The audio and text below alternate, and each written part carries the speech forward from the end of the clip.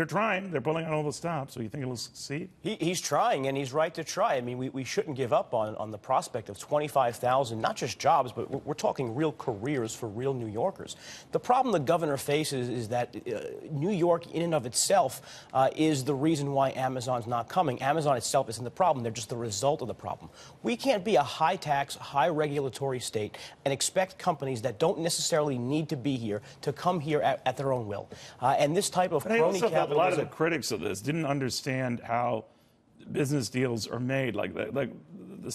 Amazon was getting a $3 billion gift or something. I mean, it was going to offer $28 billion to the city and New York State, and there were credits, tax credits for that, no different than those allowed to everyday individuals. You had a Congress member who doesn't even represent the property where this is, basically poison the well and convince New Yorkers that this was a choice somehow between $3 billion for Jeff Bezos to line his corporate pocket, which isn't true, versus $3 billion to address some of the real problems New Yorkers face. I mean, this is something that's appalling for a freshman Congress member to make. We can accept a little bit of naivety, but when it is poisoning the well and really jeopardizing the future of an entire New York neighborhood, it goes beyond that. And frankly, something must be poisoning the well, because it's not just New York. Right now, there are similar protests going on in Virginia, where the company wanted to build and still plans to build a facility as well. But it's taken hostage the party at the same time and cost a lot of jobs. You know, we tend to give AOC too much credit, but here we certainly shouldn't. If you look at the short history of this deal, you had local officials actually writing to Amazon and saying, please come here, we want your job. A few months later, those same people were saying that Amazon is an immoral company. The only thing between point A and point B was point C, Cortez. She came out against it, and she made those politicians scared. She's making lists in Washington amongst her freshman House colleagues. She's making lists here in New York amongst people who previously thought themselves to be progressive.